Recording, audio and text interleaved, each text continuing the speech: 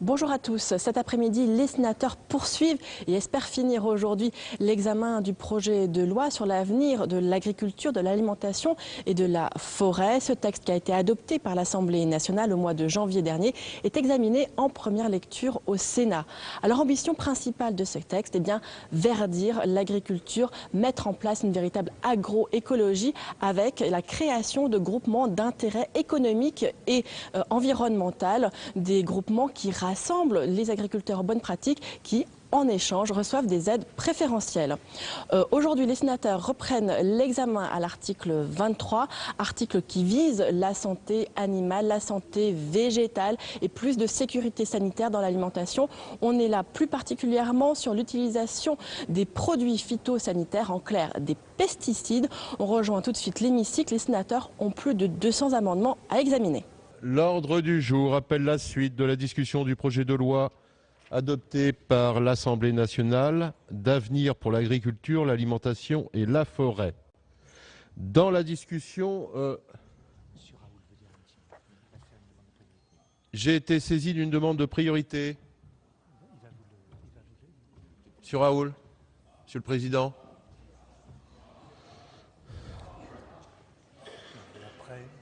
D'accord. Président, en application de l'alinéa 6 de l'article 44 du règlement intérieur, je demande donc la priorité après l'article 28 de l'article 33 ter A. Merci, Monsieur le Président. Donc j'ai été saisi de cette demande de priorité de la Commission sur l'article 33 ter A afin qu'il soit examiné avant l'article 29. C'est cela? Selon l'article 44, alinéa 6 de notre règlement, mes chers collègues, la priorité est de droit quand elle est demandée par la commission saisie au fond, sauf opposition du gouvernement. Donc, Monsieur le ministre, quel est l'avis du gouvernement sur cette demande de priorité?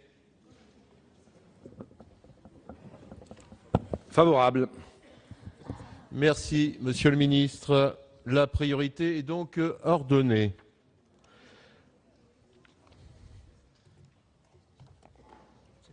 Donc on passe à l'article 23.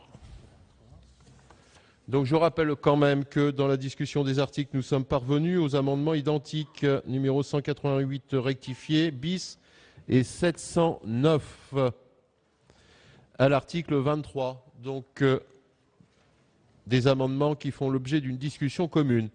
Amendement numéro 188 rectifié bis, Monsieur Labbé. Monsieur le Président, Monsieur le Ministre, chers collègues, si d'ici quelques années les collectivités territoriales, de même que les particuliers pour leurs jardins domestiques, n'utiliseront plus de pesticides pour l'entretien de leurs espaces verts et jardins, rendant un service salutaire à la santé de leurs administrés et concitoyens, ainsi qu'à la biodiversité. Mais qu'en est-il en milieu périurbain ou rural, là où les habitations touchent les champs? Aucune obligation n'existe pour que les épandages de produits chimiques et dangereux se fassent à une certaine distance de sécurité des habitations. C'est ce que nous proposons par cet amendement, en donnant la possibilité au préfet de mettre en place cette distance de sécurité, à l'instar du pouvoir qu'il a déjà pour en faire de même à proximité des zones humides ou d'autres zones considérées comme vulnérables d'un point de vue environnemental.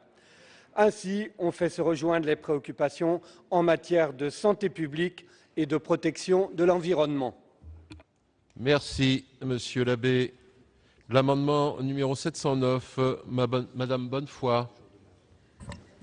Oui, merci Monsieur le Président. Donc l'article L253-7 du Code rural donne la possibilité à l'autorité administrative de prendre dans l'intérêt de la santé publique ou de l'environnement, certaines dispositions en matière d'interdiction ou d'encadrement de l'utilisation de produits phytopharmaceutiques. Parmi ces dispositions, elle peut actuellement interdire ou encadrer l'utilisation des produits phytopharmaceutiques dans des zones particulières, telles les zones utilisées par le grand public ou par des groupes vulnérables, les zones Natura 2000 ou encore certaines zones protégées. Le présent amendement vise à ajouter à cette liste les zones à proximité des habitations afin que soit prise en compte la protection des riverains. Merci, Madame Bonnefoy.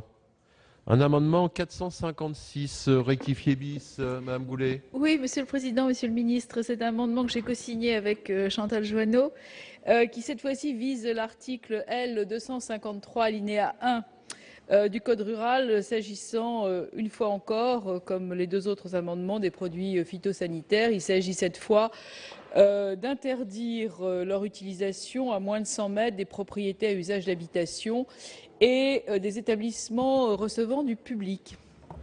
Merci. Monsieur le rapporteur. Monsieur le Président, Monsieur le Ministre, avis favorable pour Madame Bonnefoy et Monsieur Labbé. Madame Goulet, je vous demanderais bien de le retirer au profit des deux autres parce que le vôtre est plus restrictif. Vous mettez une distance, alors qu'autant laisser l'administration la liberté de le faire. Les retirer. Merci. Je les mets aux voix. Même avis, excusez-moi, Monsieur le Ministre. Alors, je les mets aux voix. Qui est pour? Qui est contre? Ils sont adoptés. Le 188 rectifié bis et le 709, bien sûr, celui de Madame Goulet étant retiré. Deux amendements faisant l'objet d'une discussion commune, toujours à l'article 23, l'amendement numéro 36, rectifié terre, qui est présenté par Mme Prima. Merci Monsieur le Président, Monsieur le Ministre, mes chers collègues. Il s'agit ici de mieux encadrer la fraude, en tout cas de mieux la sanctionner. Un meilleur encadrement de l'utilisation des produits phyto implique une lutte plus efficiente contre les produits phyto contrefaits et la diffusion de substances non autorisées sur notre territoire qui peuvent être à l'origine de graves pathologies pour leurs utilisateurs. Je rajoute qu'au cours de la mission d'information sur les pesticides, dont Mme Bonnefoy était la rapporteure, nous avons eu des indications comme quoi le commerce, on va dire, de produits non autorisés sur notre territoire, ça pouvait s'apparenter au grand banditisme. Et dans ce contexte, il convient d'harmoniser les sanctions prévues à l'article L253-15 du Code rural avec celles qui sont prévues au premier alinéa de l'article L521-10 du Code de la propriété intellectuelle, qui stipule que lorsque les faits portent sur des marchandises dangereuses pour la santé, la sécurité de l'homme ou de l'animal, les peines sont portées à 5 ans d'emprisonnement et à 500 000 € d'amende. Il s'agit donc d'un amendement de coordination entre les différents codes dont je vous avais saisi, Monsieur le Ministre, lors des questions cribles sur la propriété intellectuelle. Merci, Madame Prima. Un amendement numéro 710, c'est Madame Bonnefoy. Oui, actuellement, aucune sanction n'est prévue dans le Code rural en matière de contrefaçon, de fraude ou d'importation illégale de produits phytosanitaires. C'est bien évidemment un manque qu'il faut combler si nous voulons vraiment lutter contre ces pratiques potentiellement très dangereuses, tant pour les agriculteurs que pour l'environnement. Donc le présent amendement vise à définir les sanctions applicables dans de pareils cas et nous proposons d'aligner le niveau de sanctions sur celles proposées aux médicaments vétérinaires à l'article 20 du présent projet de loi. Merci, Madame Bonnefoy. Monsieur le rapporteur. Merci. Il me semble que si nous votons l'amendement de Mme Bonnefoy, à qui je donne un avis favorable, votre amendement, à qui je donne un avis favorable, mais est satisfait par celui de Mme Bonnefoy, puisqu'il est plus large. Donc, si vous le retirez au profit de celui-ci, voilà. Mais non, parce qu'on ne peut pas faire le contraire, parce que celui de Mme Bonnefoy est plus large. Monsieur Retailleau. Ah pardon, oui, le gouvernement. Décidément, Monsieur le Ministre. Deux fois. Monsieur le Président, merci. Même avis que le rapporteur. Je rajoute un point. Dans le plan éco-phyto que nous avons mis en place, il y a un volet spécifique sur la lutte contre la fraude, contre les importations frauduleuses. Et depuis que nous avons adopté ce plan, les contrôles et l'administration travaillent justement pour chasser et poursuivre ceux qui, sur ces sujets-là, trichent. Merci, Monsieur le ministre. Monsieur Retailleau. Non, sur le fond, les deux amendements convergent largement, d'autant plus qu'il faut avoir la main ferme dès lors qu'il s'agit de molécules qui sont dangereuses avec la contrefacture. Alors nous, on aurait préféré bien sûr que l'amendement de Sophie Primas prime, si j'ose dire, sur l'excellent amendement de Nicole Bonnefoy. On se ralliera à la sagesse. Est-ce que vous me permettez de vous adresser mes félicitations, Monsieur le Président? On n'a pas pu participer au vote, évidemment, mais je trouve qu'il y a deux qualités que je voudrais souligner dans l'hémicycle. C'est que vous appartenez à une excellente commission permanente du Sénat. Je ne pense pas que ce soit Daniel Raoult qui me contredise. Puis ensuite, vous êtes président de conseil général. Bien. Merci, Monsieur Retailleau. Madame Primas. Merci, Monsieur le Président. Oui, je vais évidemment retirer mon amendement au profit de celui de Nicole qui est plus large, comme vous l'avez dit. Je voudrais juste profiter de l'occasion pour rendre hommage en fait à l'ensemble des forces de douane, de police, de justice qui travaillent sur ces dossiers-là parce qu'ils ne sont pas très nombreux et font un travail remarquable. Voilà, je voulais simplement le justifier. Merci. Alors, je mets aux voix l'amendement 710. Qui est pour? Qui est contre? Donc il est adopté. 5 amendements faisant l'objet d'une discussion commune à l'article 23. Le 97 rectifié bis qui est identique au 480. Madame Primas. Merci Monsieur le Président, Monsieur le Ministre, mes chers collègues. Donc cet amendement vise à supprimer l'alinéa numéro 7. En fait, cet alinéa exclut lui-même du champ d'agrément tel qu'il est prévu à l'article L 254.1 du Code rural les applicateurs en tant que prestataires de services de produits de biocontrôle. Or, nous trouvons que cette dérogation ne se justifie pas dès lors que les produits de biocontrôle, si bénéfiques soient-ils par rapport aux produits phytosanitaires, peut-on supposer, sont quand même des produits ayant un effet phyto et pour lesquels une évaluation des risques et une autorisation de mise sur le marché est nécessaire. Même si elle doit être peut-être allégée, elle est nécessaire et ces produits sont des produits qui ne sont pas anodins pour la santé publique et pour l'environnement. De plus, et pour s'assurer d'un développement et d'une mise en œuvre efficace des produits de biocontrôle, il convient de veiller à ce que leur application soit effectuée par des prestataires dont les compétences sont reconnues. En conséquence, l'ensemble des règles qui s'imposent aux produits phytosanitaires doivent s'appliquer également aux produits de biocontrôle, même si je conçois qu'ils soient peut-être allégés. Merci Madame Primas.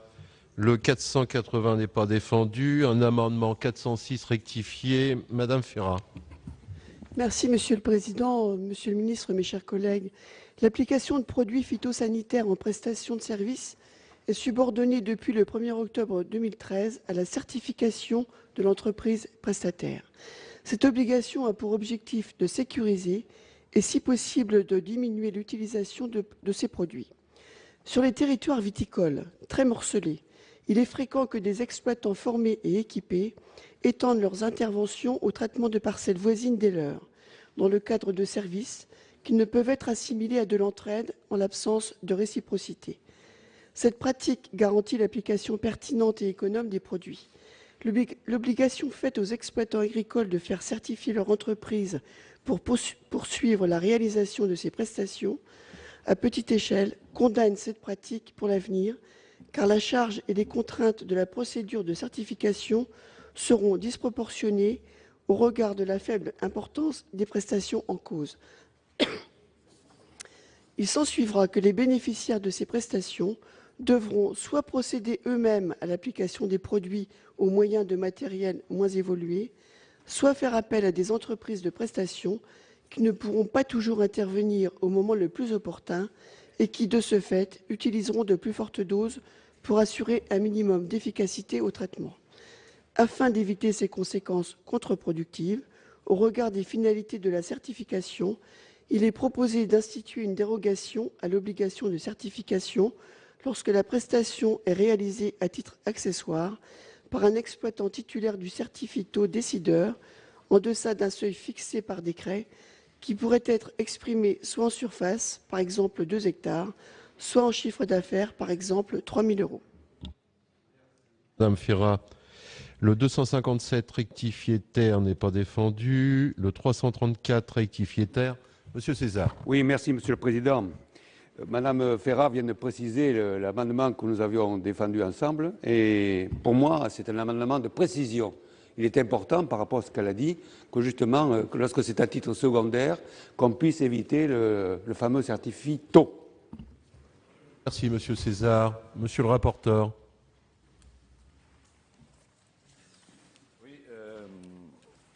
Monsieur le Président, l'amendement 97 de Madame Prima, je vais mettre un avis défavorable parce que les produits de biocontrôle sont des procédés naturels, sans danger pour la santé publique et pour l'environnement. Il n'est donc pas choquant de supprimer l'obligation d'agrément pour ces produits. Tout le monde s'accorde aujourd'hui sur la nécessité de développer l'utilisation de ces types de produits. La suppression de l'agrément me semble pleinement cohérent avec cet objectif. Sur les deux autres qui sont un peu à l'opposé, Madame Ferrat, le numéro 406, c'est la dispense d'agrément pour les petits applicateurs. Donc je n'y suis pas favorable. Quant à Monsieur César, il a dit lui-même que c'est un amendement de bon sens. Je trouve que c'est un amendement de bon sens, mais j'ai demandé l'avis du gouvernement. Merci. Comment? Je le crois, c'est le bon sens paysan. Merci, Monsieur le rapporteur et néanmoins Président. Monsieur le ministre. Oui, premier point sur le biocontrôle et l'agrément. Il y aura une liste qui sera publiée par décret pour que toutes les matières de biocontrôle qui seront justement exonérées de cet agrément soient effectivement parfaitement compatibles avec un usage sans agrément. Pour certaines, il y a peut-être des matières actives qui seront plus dangereuses. À ce moment-là, il y aura nécessité d'agrément. Mais l'idée, comme l'a dit le rapporteur, c'est de favoriser l'utilisation des produits de biocontrôle. Donc, essayons d'être le plus souple possible, tout en étant extrêmement rigoureux. Donc, la liste de décrets, dans le décret, publiera les différentes matières actives. Celles qui sont sans danger, eh bien, elles passent sans agrément. Celles qui ont des dangers, bien sûr, ne sont pas dans cette liste. Et donc, nécessiteront l'agrément. Après, vous avez deux amendements qui visent à, comment dirais-je, exonérer du certificat les petites exploitations, en gros, hein, c'est ça. Là, je ne suis pas d'accord pour une raison simple. C'est que certificat, c'est une formation, j'allais dire, donnée et délivrée pour utiliser les produits phytosanitaires pour éviter les dangers qui sont liés à l'utilisation de ces produits qui sont, comme vous le savez, dangereux. Madame Bonnefoy et Madame Prima avaient fait un rapport. Il y a eu suffisamment de cas avérés et quelquefois dramatiques pour que cette formation puisse être dispensée à tous ceux qui utilisent ces produits. On ne va pas exposer, parce qu'on a une petite exploitation, plus quelqu'un qui aurait une grande exploitation. Donc là, je ne suis pas favorable à ces deux amendements. Voilà. Merci, Monsieur le ministre. Alors, sur le 97 rectifié bis, Madame... Oui, allez-y. Merci, Monsieur le Président. Moi, je souhaiterais revenir sur le 406. Monsieur le ministre, la fin de mon propos est celui-ci. Il est proposé d'instituer une dérogation à l'obligation de certification d'entreprise lorsque la prestation est réalisée à titre accessoire par un exploitant titulaire du certificat décideur. Donc, il y a déjà quelque part une validation de compétences et de capacités. On n'est pas tout à fait dans l'esprit de laisser faire des traitements par des personnes qui n'auraient pas une base solide de produits. Merci. Allez-y, mon cher collègue. Oui, Monsieur le Président, pour appuyer l'amendement de Françoise Ferrat, parce que je crois que il faut trouver à la fois des précautions, principe de précaution, mais pas rebuter l'innovation, principe d'innovation par rapport au principe de précaution. De plus en plus, c'est des tests qui se défendent et qui méritent d'être accompagnés sur le plan législatif. Et là, c'est un amendement tout à fait pragmatique qui respecte à la fois le danger de ces produits phytosanitaires qui sont nocifs pour la santé pour un certain nombre, ne l'oublions pas.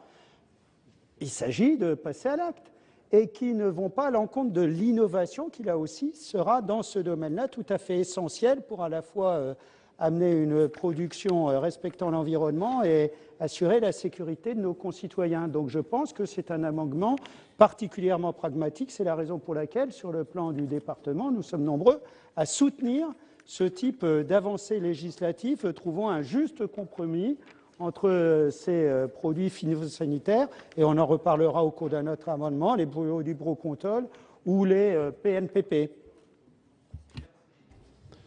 Alors, je mets aux voix le 97 rectifié bis. Monsieur le ministre ? Rapidement, sur cette question, j'ai bien compris les arguments.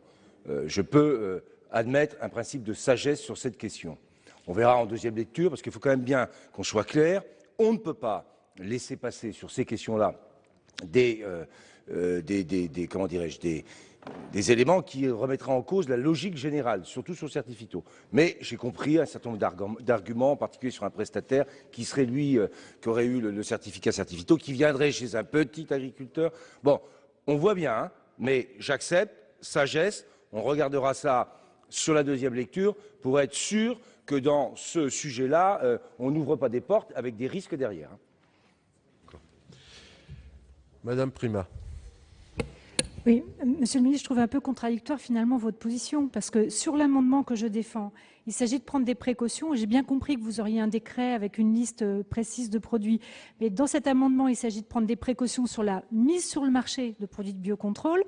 Alors, et vous ne souhaitez pas qu'on le fasse par esprit de simplification. Et l'amendement de notre collègue Ferrat est, elle, un peu plus, j'allais dire, facilitatrice pour des personnes qui sont déjà certifiées. Et là, vous bloquez, donc vous semblez bloquer. Donc il me semble qu'il y a une contradiction entre les deux. Moi, voulant prendre des précautions avant la mise sur le marché, alors que ma collègue Ferrat voudrait prendre un peu plus de liberté avec des personnes qui sont déjà formées. Donc voilà. Je trouve qu'il y a un peu d'une contradiction entre les deux. Monsieur le ministre. Mais j'ai le même avis sur les deux amendements, hein. 406 et 334. Voilà, parce que bon, sur les deux amendements, quel est le problème que vous posez? C'est que vous voulez maintenir un agrément sur les produits de biocontrôle. Il y a de la lutte intégrée, par exemple, les coccinelles et autres. On ne va pas donner des agréments sur des sujets comme ça. On fera un décret qui donnera des autorisations pour une certaine liste qui n'a pas de danger. Si on considère que des matières actives dans le cadre du biocontrôle ont un danger, à ce moment-là, il y aura la nécessité d'avoir un agrément. Mais simplifions la procédure. Si on veut que ça se développe, si on veut que des agriculteurs utilisent ces nouveaux produits pour justement éviter d'utiliser les phytosanitaires traditionnels, eh bien, ouvrons un peu et donnons de la souplesse, c'est tout. Mais je suis parfaitement cohérent sur les deux amendements. Merci. Monsieur le rapporteur. Donc, après ce débat, j'émets un avis défavorable sur celui de Mme Ferrat et de Mme Prima et un avis favorable sur celui de M. César. Oula. Bien, ça se complique. Donc, Monsieur le ministre, vous êtes favorable au 406, au 334 ?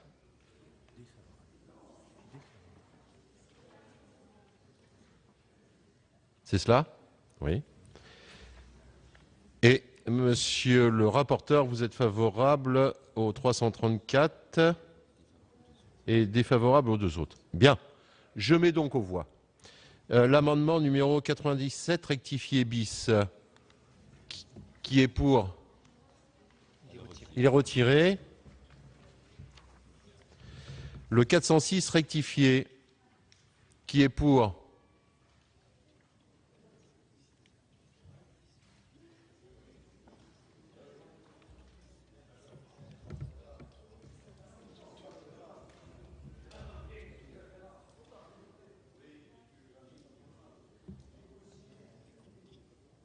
Contre.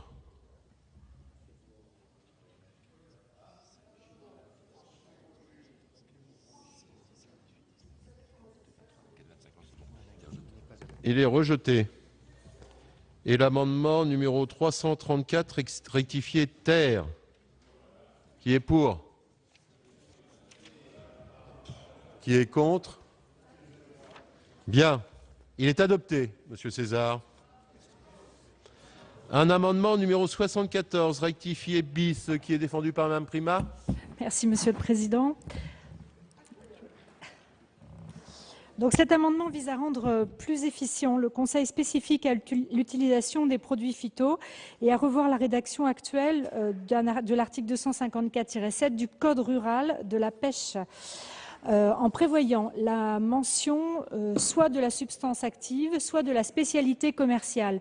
L'objectif est de simplifier la fiche de préconisation afin de la rendre plus lisible pour l'agriculteur. En effet, selon le type de culture, il est plus pertinent de préconiser des matières actives lorsque celles-ci sont communes ou le non commercial. Par ailleurs, les organismes réalisant du conseil indépendant doivent avoir la possibilité d'indiquer sur la fiche de préconisation seulement la substance active et non une seule spécialité commerciale afin de préserver leur impartialité.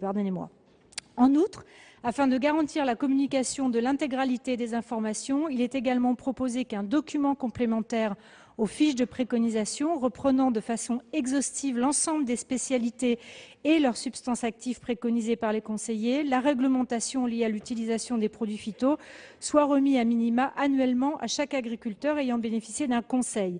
Et en remplaçant enfin la notion de parcelle et leur superficie par le périmètre à traiter.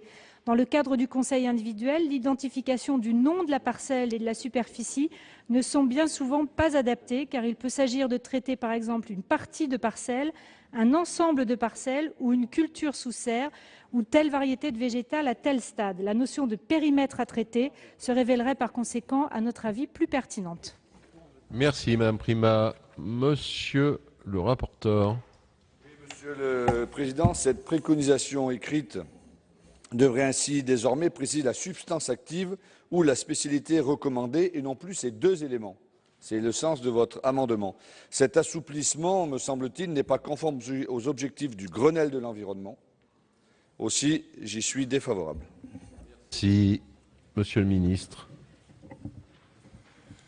Même avis, c'est par rapport à toutes ces questions liées au conseil pour les agriculteurs, sur l'utilisation des phytosanitaires ou autres produits. Il faut qu'il y ait une information qui soit donnée, il faut qu'il y ait une information qui soit donnée aussi sur les méthodes alternatives.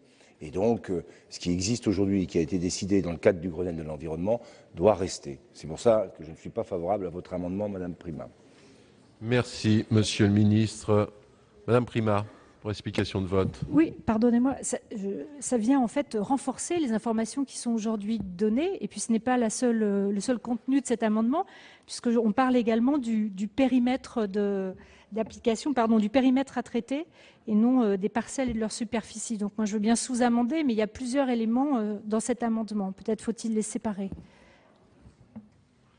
Merci Madame Prima. Je le mets aux voix. Le 74 rectifié bis, avis défavorable de la Commission, avis défavorable du Gouvernement. Qui est pour?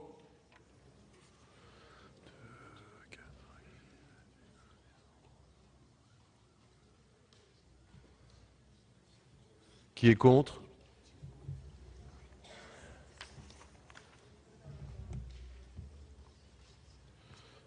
Il n'est pas adopté.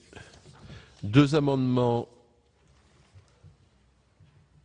et un sous-amendement à l'article 23. L'amendement numéro 665 rectifié. Monsieur César. Oui, merci Monsieur le Président. C'est un amendement rédactionnel parce que j'ajoute dans notre amendement au moins une fois par an, c'est le conseil qui est donné par les utilisateurs, par les distributeurs. Et ça me paraît important par rapport au texte qui est proposé à l'alinéa 17 d'ajouter au moins les conseils sont donnés une fois par an. Conseil individualisé, bien sûr. Voilà, c'est ça la précision que je voulais apporter par rapport donc à la rédaction de l'alinéa 17 du projet de loi. Monsieur César. Un amendement 796. Monsieur le rapporteur.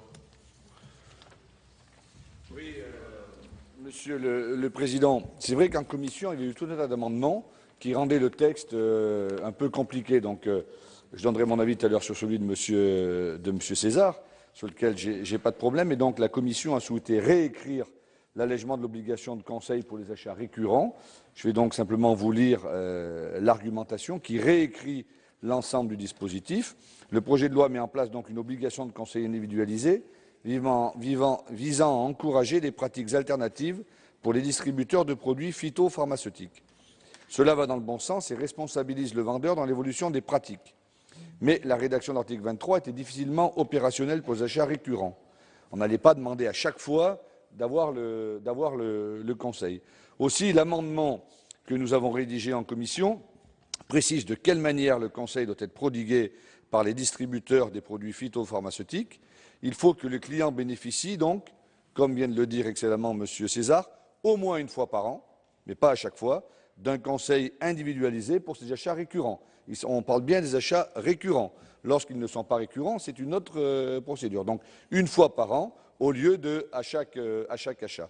Et cet amendement que nous avions réécrit pour écrire l'article 23 comprend l'amendement de M. César. On avait considéré qu'il allait un peu plus loin. Enfin, nous en parlerons tout à l'heure. Il n'y a pas de souci. Rapporteur. Un sous-amendement numéro 852 qui est présenté par Madame Bonnefoy. Oui, dans la droite ligne de ce que vient de dire Monsieur le rapporteur, pour écarter tout malentendu, il convient de réaffirmer le principe général posé jusqu'alors dans le projet de loi, à savoir l'obligation de délivrance par les distributeurs d'un conseil individualisé aux acheteurs. La dérogation à ce principe doit rester l'exception, laquelle est toutefois compréhensible lorsqu'il s'agit de produits que les utilisateurs achètent fréquemment. Dans ces cas précis, le conseil peut n'être délivré qu'une fois par an. Donc il convient de rédiger, dans les cas où elle distribue des produits phytosanitaires à un client effectuant des achats récurrents du même produit phytopharmaceutique, ce conseil peut n'être formulé qu'une fois par an, le achat récurrent n'étant pas dans le texte. Merci Madame Bonnefoy. Alors, Monsieur le rapporteur. Oui. Merci à Madame Bonnefoy. Bon, je vais lui mettre un avis favorable. Récurrent est bien dans le texte. Enfin, il n'était pas dans le texte initial, mais il est dans le texte prévu de l'amendement que je vous propose de voter, que j'ai présenté au nom de la commission. Mais bon, c'est quelques précisions rédactionnelles. Je n'ai pas d'avis négatif sur le sujet. Quant à Monsieur César, vous faites comme vous voulez, Monsieur César. Je considère qu'il est satisfait. J'y suis favorable, évidemment, mais il est très proche de celui que nous avons voté en commission, qui est un peu plus large. Donc, si vous le retirez, votre amendement, de toute façon, est satisfait. Merci, Monsieur le ministre. Monsieur César. Monsieur le Président, moi, je suis satisfait de la proposition de M. Guillaume. Donc, puisque mon amendement est satisfait, je le suis aussi, je le retire. Merci, M. César. Au profit de l'amendement du rapporteur. D'accord. Proposition du rapporteur qui a été approuvée par la commission. Merci pour ces précisions. Donc, je mets aux voix le sous-amendement 852. Qui est pour? Qui est contre? Il est adopté. Et l'amendement numéro 796, qui est pour? Qui est contre? Il est adopté. Un amendement 220, rectifié bis, qui le défend. Monsieur Savary. Oui, merci Monsieur le Président. Cet amendement porte sur l'autorité administrative en ce qui concerne effectivement ces différents produits, notamment les phytosanitaires, où il est demandé de les transférer au niveau du ministère chargé des Affaires sociales, de la Santé et de l'Écologie pour avoir des AMM du fait des répercussions sur la santé. C'était là aussi un amendement pour que vous puissiez nous donner votre avis sur cette proposition. Savary, Monsieur le rapporteur. Monsieur le Président, cet amendement va totalement à l'encontre de ce que nous avons voté hier soir et l'article 22, le transfert à l'ANSES. Donc je ne peux pas donner un avis favorable, puisque hier soir nous avons eu un long débat, très long débat même, sur l'article 22. Et après explication, la Haute Assemblée a voté l'article 22, suivant cela les recommandations, les arguments et les explications du ministre. Donc c'est en contradiction avec l'article 22, donc défavorable. Monsieur le ministre. Même avis, puisque le débat, vous y étiez, Monsieur le Président, a été suffisamment long et approfondi.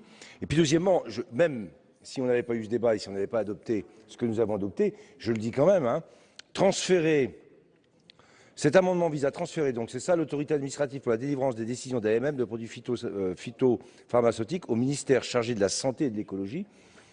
Sur les questions qui concernent l'agriculture, ça aurait sûrement été un objet de débat, hein, Monsieur Bizet, parce que c'est quand même assez radical comme décision. Donc on a voté hier que l'ANSES avait une responsabilité, et maintenant je pense que c'est mieux comme ça. Merci, Monsieur le ministre. Monsieur Savary, pour l'explication de vote. Merci, je retire mon amendement. Merci, Monsieur Savary. Deux amendements identiques à l'article 23, le 168, Monsieur Labbé.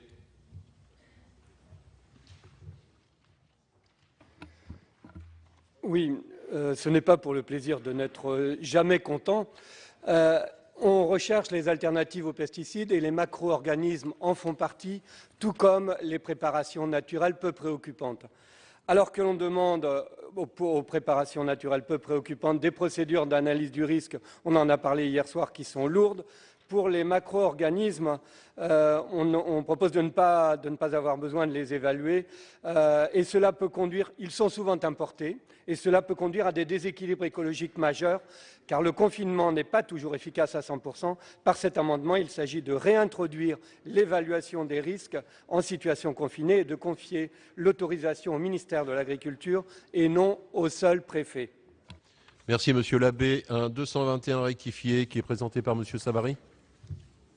Même type d'amendement, là aussi, nous sommes permis de le poser pour avoir votre vision par rapport au rapport économie et écologie à travers ce problème des macro-organismes. Merci, Monsieur Savary. Monsieur le rapporteur. Merci. Je pense que le ministre vous donnera son avis, vous éclairera. Moi, je ne suis pas favorable à la suppression de l'assouplissement des obligations en cas d'introduction sur le territoire de macro-organismes destinés à une utilisation confinée. Il s'agit de développer l'expérimentation de techniques alternatives de protection des cultures. Une autorisation reste cependant nécessaire. Elle est donnée par le préfet de région qui précisera les mesures de confinement nécessaires. Donc, Monsieur Labbé et Monsieur Savary proposent de revenir sur cet assouplissement. Je propose que nous restions souples et je donne deux avis défavorables. Merci, Monsieur le rapporteur. Monsieur le ministre. Bon, on a une autorisation qui est donnée par le préfet, donc ce n'est pas comme si il n'y avait pas un contrôle qui était fait. Deuxièmement, avec les macro-organismes, on est dans des systèmes qu'on connaît bien de lutte intégrée. On est dans un milieu confiné, donc on cherche simplement, avec cet amendement, à assouplir les décisions qui peuvent être prises par des exploitants de serres et autres outils de production pour que cette lutte intégrée, ces luttes avec l'utilisation des macro-organismes puissent être facilitées. Mais il y a toujours une autorisation qui est donnée par le préfet. Donc on n'est pas du tout dans un système où il n'y aurait aucun contrôle. Voilà. Donc là-dessus, il n'y a pas de sujet d'inquiétude à avoir. Hein, j'ai visité il n'y a pas très longtemps en Bretagne toute une nouvelle serre qui avait été mise en place d'une grande entreprise bien connue qui s'appelle, je ne dirai pas son nom d'ailleurs, mais qui a développé justement tous les macro-organismes nécessaires à une lutte intégrée nouvelle, toute la question des pollinisations et des pollinisateurs sur les tomates, en particulier avec des bourdons, tout ça, ça se fait de manière confinée, et c'est extrêmement important de développer ce type de projet, hein, le tout étant, je le dis, de toute façon, soumis à autorisation du préfet. Merci, Monsieur le ministre. Alors, je mets aux voix ces deux amendements identiques. Qui est pour?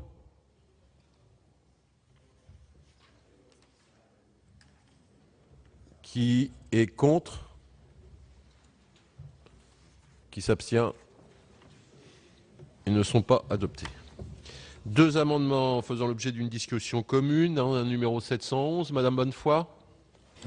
Oui, l'article L211-3 du Code de l'environnement précise qu'en complément des règles générales de gestion équilibrée et durable de la ressource en eau en France, des prescriptions particulières à certaines parties du territoire peuvent être fixées par décret en Conseil d'État.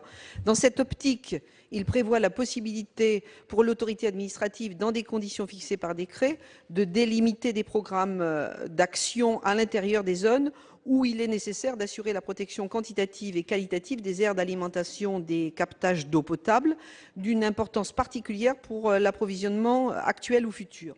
Le présent amendement vise à préciser clairement que ce type de programme peut prévoir l'interdiction de l'usage de substances dangereuses pour la santé ou l'environnement dans ces zones. Cette proposition s'intègre bien dans les objectifs fixés par le gouvernement dans le cadre de la conférence environnementale d'identification de 1000 captages prioritaires, incluant le développement d'une agriculture respectueuse de l'environnement afin de garantir la qualité de la ressource en eau. Merci Madame Bonnefoy. Le 169, Monsieur Labbé. Il est défendu. Monsieur le rapporteur. Favorable pour Madame Bonnefoy. C'est Monsieur le Président qui a répondu qu'il était défendu. Je tenais sur cet amendement à en rajouter une petite couche. Cet amendement touche une nouvelle fois à la réduction de l'usage des pesticides en zone agricole. Il s'agit de protéger les périmètres de captage. De nombreuses collectivités ont déjà engagé des actions exemplaires avec le milieu agricole. Les effets bénéfiques ne concernent pas que la préservation de la ressource et la santé, ils sont également économiques. De par les économies réalisées en termes de traitement des eaux pour les services d'alimentation en eau potable, le coût du préventif est toujours inférieur au coût du curatif et parfois très inférieur. Les coûts de potabilisation de l'eau induits par les pollutions émises par l'agriculture conventionnelle se situent dans une fourchette entre 800 à 2400 € par hectare et par an. Quant aux pesticides, 6 000 € le kilo d'estimé pour l'élimination des pesticides dans l'eau. Par ailleurs, 400 captages ont été abandonnés chaque année entre 1998 et 2008. Et je vais en terminer par l'avis du CESE dans son rapport sur la gestion et l'usage de l'eau en agriculture, qui en appelle à une sortie rapide sur ces parcelles de l'utilisation des produits phytosanitaires de synthèse. Alors encore une fois, il s'agit de donner raison à des pratiques que beaucoup d'entre nous avons initiées sur nos territoires, en lien avec les agriculteurs et leur organisation, et en faisant de ces territoires des territoires exemplaires en termes d'agroécologie. Monsieur Labbé, monsieur le rapporteur. Favorable pour celui de Madame Bonnefoy, retrait car satisfait pour Monsieur Labbé. Merci, Monsieur le ministre. Bon, sur celui de Madame Bonnefoy, principe qui consiste à dire on interdit les substances dangereuses dans les zones de captage, principe qui est tout à fait acceptable. Sauf que quand on dit substances dangereuses, la liste, elle est très longue. Et donc on a un problème quand même de définition. Hein. C'est un vrai sujet. Donc moi je veux bien dire sagesse sur cette question, mais on va bien y regarder à deux fois d'ici la deuxième lecture, parce qu'il faut qu'on regarde exactement ce que ça a comme conséquence. Sur, Monsieur Labbé, le fait qu'on interdirait toute substance phytosanitaire, à l'exception des biocontrôles, c'est toujours très compliqué, parce que même certains PNPP pourraient être interdits, là. Hein. Et dans l'agriculture biologique, il y a des utilisations de phytosanitaires. Hein. Donc là, c'est pareil. Une fois qu'on met un article comme ça de loi, on pense qu'on a réglé beaucoup de problèmes, mais derrière, ça a des conséquences. Je rappelle que dans l'agriculture biologique, il y a certains phytosanitaires qui sont utilisés. Même des PNPP sont considérés comme des produits phytosanitaires. Donc, tel que c'est écrit là, c'est pas possible, donc j'y suis défavorable. Donc, sagesse sur celui de Mme Bonnefoy, parce qu'il y a une vraie question, c'est les substances dangereuses, c'est quoi? S'il faut les interdire, de quoi on parle? Et sur l'amendement de M. Labbé, les conséquences de cette interdiction stricte, elles seraient telles que ça poserait d'énormes problèmes. Donc, je ne peux pas être favorable. Merci, Monsieur le ministre. Explication de vote, Monsieur Labbé. Non, je ne veux surtout pas être intégriste et pour donner plus de force, parce que je ne le suis pas, et pour donner plus de force à l'amendement de Nicole Bonnefoy, on retire le nôtre et on se range sur celui de Nicole Bonnefoy. Monsieur César, pour explication de vote. Oui, Monsieur le Président, moi je voulais intervenir après l'amendement de Monsieur Labbé, mais comme il a retiré, c'est très difficile. Mais dire que les périmètres par rapport aux stations de pompage existent déjà, et c'est le préfet qui prend la décision par un arrêté préfectoral. Et je crois qu'aujourd'hui, les précautions sont suffisantes. Ce n'est pas la peine d'en rajouter une couche. Alors, sur le 711 de Madame Bonnefoy, qui est pour, qui est contre, il est adopté. Je fais voter l'article 23, même vote. Même vote. L'article 23 bis, même vote. Même vote. À l'article 24, j'ai une demande de parole de Monsieur Lenoir. Oui, Monsieur le Président, Monsieur le Ministre, mes chers collègues, nous avons eu un long débat en commission d'affaires économiques sur l'article 24 et sur l'opportunité de légiférer par ordonnance. J'ai eu l'occasion de dire au nom de mon groupe que nous étions tout à fait défavorables sur le principe de cette initiative qui a été prise par le gouvernement. Nous avons entendu monsieur le rapporteur en commission nous expliquer que lorsque la droite était au pouvoir, elle n'avait pas manqué de proposer des ordonnances. C'est vrai, on ne peut pas réécrire l'histoire. Toutefois, nous avons encore dans les oreilles les arguments très percutants que nous avons entendus venant de la partie gauche de l'hémicycle, aussi bien au Sénat que pour certains d'entre nous à l'Assemblée nationale, des arguments pertinents qui déconseillaient de légiférer par ordonnance. Et notre position aujourd'hui est tout à fait hostile à l'article 24. Du reste, je le dis tout de suite, nous serons amenés tout à l'heure à voter un amendement que notre collègue M. Lecam a déposé visant à supprimer cet article. Alors j'ajoute que lorsque l'on regarde l'article 24 tel qu'il nous est proposé, il y a des dispositions qui figureraient dans une ordonnance et qui sont assez voisines de celles qui ont été discutées à l'article 23. Je n'entre pas dans le détail, mais vous nous proposez d'intervenir dans des domaines tout à fait voisins. Ce ne sont pas des domaines négligeables, ce ne sont pas des domaines que nous devons passer sous silence, quand bien même nous aurions la possibilité, dans le cadre de l'habilitation de ces ordonnances, d'en rediscuter. Il s'agit par exemple de l'utilisation des produits phytopharmaceutiques. Il s'agirait également de moderniser et de simplifier les règles applicables aux matières fertilisantes et supports de culture, nous en avons parlé tout à l'heure. Modifier et simplifier le régime applicable aux groupements de défense que nous connaissons bien sur nos territoires et qui jouent un rôle très important. Et là-dessus, nous souhaiterions pouvoir connaître dès à présent quelles sont les intentions du gouvernement. Il y a également l'organisation et en fait, il est dit redéfinir et moderniser, mais dans quel sens et sous quelle forme, les missions de l'ordre des vétérinaires. Là aussi, ces professions se tournent vers nous en nous disant mais de quoi s'agit-il? Quelles sont les intentions du gouvernement dans ce domaine? Il y a également une disposition qui, franchement, ne trouve pas sa place dans nos préoccupations, du moins c'est mon avis. Il s'agit des règles applicables au commerce des animaux de compagnie. Franchement, aujourd'hui, est-ce que nous avons à nous pencher sur cette question ô combien estimable quand on connaît toutes les dispositions qui sont mises à la disposition aussi bien des collectivités, des associations de défense des animaux et qui, aujourd'hui, évitent qu'il y ait des abus et s'il y en a, ils relèvent de la loi et j'estime que tout cela fonctionne suffisamment bien pour ne pas donner l'impression aux personnes qui s'intéressent à ces animaux domestiques qu'on va encore alourdir les dispositions de la loi. Enfin, il y a, Monsieur le Ministre, un autre point, c'est le 7e de l'article 24, adapter au droit de l'Union européenne les dispositions relatives au transport des animaux vivants et aux sous-produits animaux, notamment en redéfinissant l'activité d'équarrissage, en actualisant et en complétant la liste des sanctions, etc. C'est un sujet extrêmement sensible. Nous avons eu à le connaître il y a presque 20 ans, à propos de la crise de la vache folle. Il y a eu des textes importants qui ont été soumis à l'approbation du Parlement, qui ont donné lieu à la loi de 1996.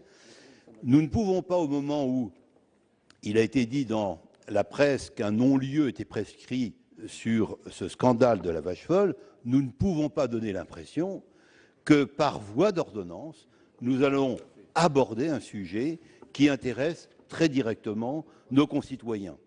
Voilà les raisons pour lesquelles, Monsieur le Président, Monsieur le Ministre, Monsieur le rapporteur, nous estimons que les points qui méritent d'être regardés doivent être introduits dans la loi, que certains sont inutiles, je l'ai dit, pour le commerce des petits animaux, et donc que le Parlement soit amené à en discuter très directement. Merci, Monsieur Lenoir. Monsieur le Ministre. Bon, je voulais juste préciser une chose, c'est que ces ordonnances, pour qu'on soit transparent, seront disponibles ce soir et seront distribuées l'ordonnance sera distribuée ce soir, dans ces grandes lignes, aux représentants des chefs de groupe. Donc chacun pourra avoir connaissance de ce qu'il y a dedans, et on évitera comme ça après la discussion de l'article 24, bien sûr, mais quand même, il n'y a rien à cacher. Vous avez parlé d'un certain nombre de choses. La directive transport des animaux, je vous le dis, ça c'est une directive qui s'applique directement en droit national et qui ne fait pas l'objet de discussion. Si j'avais la possibilité de discuter des règles d'application, on pourrait le faire, mais ça, c'est pas possible. Sur le premier aussi article dans ces ordonnances sur les questions liées à l'expérimentation sur les produits phytopharmaceutiques, c'est l'expérimentation, tout à fait possible. Et donc ça, c'est des règles qu'on mettra par ordonnance. C'est tous ces sujets qui sont et qui relèvent de l'ordonnance, sans qu'il y ait d'ailleurs, je le dis, puisqu'on vous le distribuera, de problèmes de choses qui seraient, comment dirais-je, qui viendraient remettre en cause le débat nécessaire au niveau du Parlement.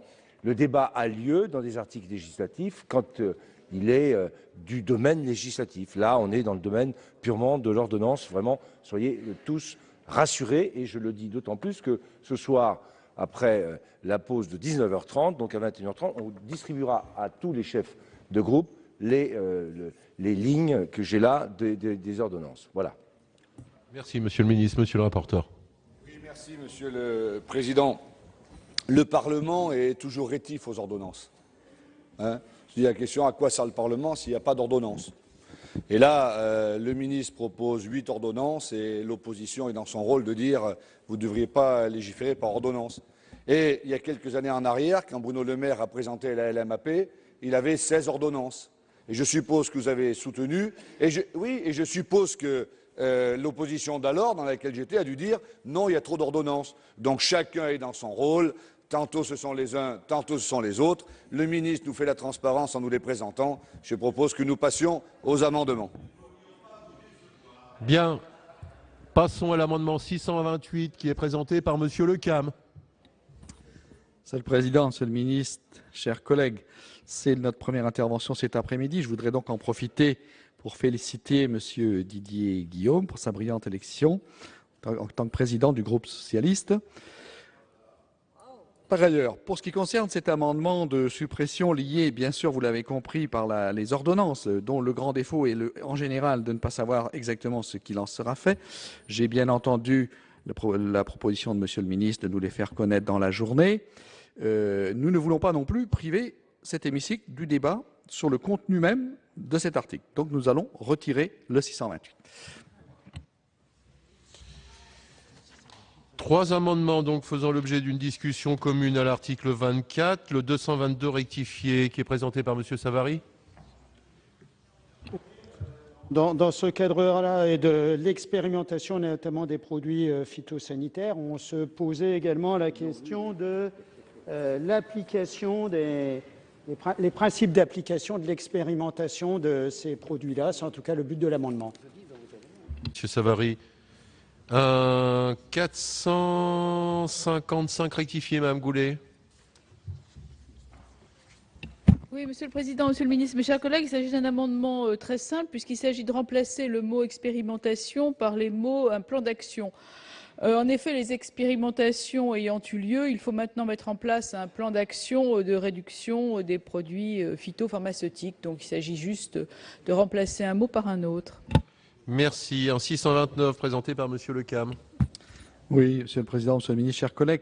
Parmi les champs d'habilitation, l'article 24 propose de mettre en place une expérimentation ayant pour objet de réduire l'utilisation des produits phytopharmaceutiques en définissant les personnes vendant des produits phytopharmaceutiques autant autres que les produits de biocontrôle qui sont tenus de mettre en œuvre des actions à cette fin, les conditions dans lesquelles ces personnes peuvent satisfaire à ces obligations et un dispositif de certificat d'économie de produits phytopharmaceutiques qui sont délivrés aux personnes assujetties lorsqu'elles justifient avoir satisfait à leurs obligations ou dont l'acquisition leur permet de se libérer de ces obligations.